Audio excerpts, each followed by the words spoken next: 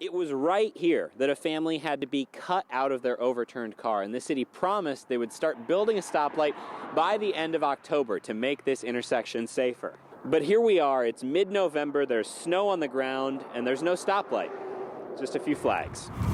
Right now, we know that nobody was hurt in this fire, though there is substantial damage, and that's what I want to give you a look at. You can see right here on this window, completely covered in soot.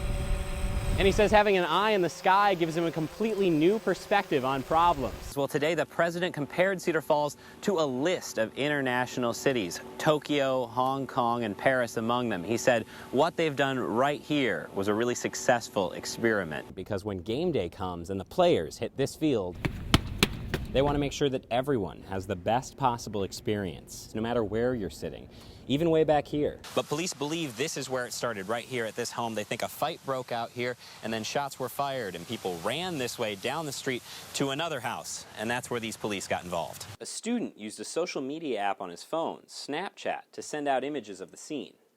But it was those images and the misleading context that have him in trouble. He came within inches of being killed, and believe it or not, this isn't the first time someone in this family has come this close to a train. The unseasonable cold is because of a disruption in the jet stream, which has us putting on jackets in July. Yeah, I know it. Take a look around Ron Pullen's house. Yeah. And you'll find a few sheep. In a way. Well, maybe more than a few. Yeah, they're part of the family. It's bred into us. But this sheep was special. His daughter named her. Whether it's after Reba McIntyre or whether she has some other reason, she named her Reba.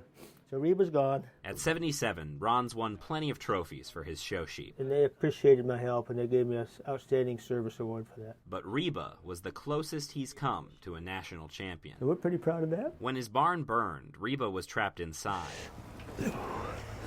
By the time Ron got out there, it was too hot to let the sheep escape. God, I wish I'd have been 20 minutes sooner. I'd have got him out of there. But it didn't. It wasn't to be. Fire crews think it might be heaters like this that sparked it, used to keep water thawed and animals warm.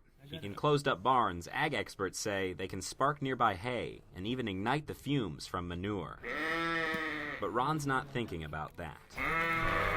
He's thinking about the sheep he lost and the neighbors that helped him. Oh, I got good neighbors. Got really good neighbors. And even though he's worried that he might never see his flock at its former glory, his friends, their messages are here right now.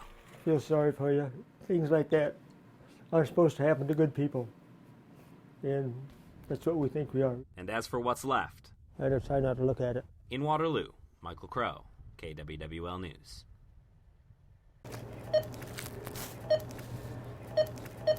In the weekend's Christmas frenzy, Strawberry Foods was quiet, just a few shoppers. But these next few weren't here to shop, and they definitely didn't grab a cart. Linda Putz. It was like 4 o'clock. Was at the register.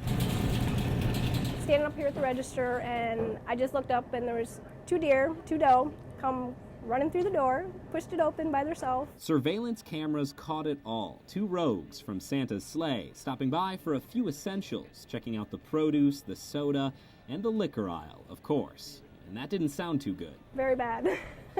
Bottles cracking, breaking. I mean, it's just glass. Some bottom shelf liquor smashed. Yeah, well, at least I got the cheap stuff. So I kept thinking, oh my God, the Jack Daniels, or, you know, the... So Emily Ash heard him coming. So I went that way, and there's a deer over there by, like, the whipped cream and stuff. But when they got one look at the meat counter, the does thought it was time to go. She could have. I would have. With everything checked off their grocery list, they checked out. Not the rudest customers they've ever had. I don't say if they were really rude. They were just shaken up and did their shopping and just ran back out the door. They were in a hurry. You know, you're just like, what do you do, you know? More cars! Send us more cars and an ambulance! The scanner traffic was heart-stopping. 3-1, send the ambulance. Officer Hamlet's injured. He's been involved in a car accident 40-45 miles. A crash and 2 officers hurt. But just minutes before,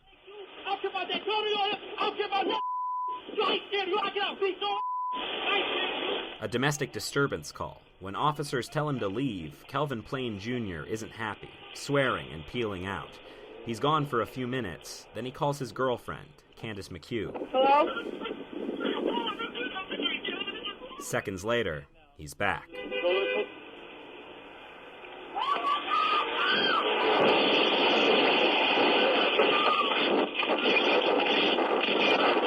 Inside the squad car that hit the tree, Officer Randall Hammett, and he's hurt. Inside the older car there, Sergeant Brooke Carter, also injured. Chief Dan Trelka was there soon after. Actually ran into two of our squad cars, hit one of them square in the rear of the car and pushed it up into a tree, struck one other squad car and one or two other vehicles, and it's just a mess down there. The first officer and Carter run to Plain's car, while Hammett pulls himself from the wreckage and walks over, dazed. Randy, you're fine. Come on. Go sit down. Randy, please go sit down. They cuff Plain. We got one in custody. You can hear him on the ground, sobbing.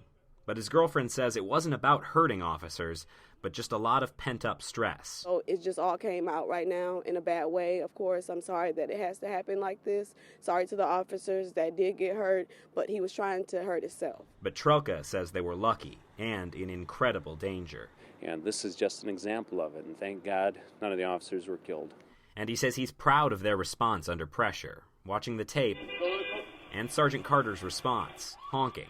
She sees the suspect driving back at a high rate of speed, and she's trying to warn the other officers that he's coming back. Trelka says it's a graphic reminder of the risks officers run in the line of duty.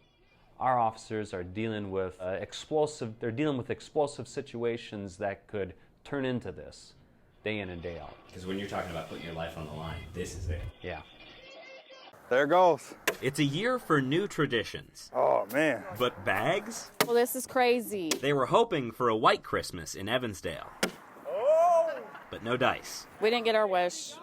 But it's still Christmas. It's still time to be with the family and celebrate. And this year, family time means some friendly competition. Oh, we're at 3-0 right now. We're about to be 4-0. Oh, whatever. Oh. The wins stack up for Jared Cronin. That's 4 in a row. 4 in a row. 4 in a row. Yeah, you gotta love family time. Yes, you do. Come on, Jonah. Still, the bare ground can be a bummer. Honestly, I bought a plow truck, so I was hoping for snow, but it's nice. But when you almost don't need a hat. I know, it's like nice, but with the bald head, you know, gotta have a little bit. It's hard to complain. But traditions aren't forgotten. Just playing Red Rover, hide and seek, building snowman, having snowball fights. Just wait for next year. And a few blocks away at Myers Lake, the geese don't even need to head south, but the Rochets need a short break from the bustle. A little bit.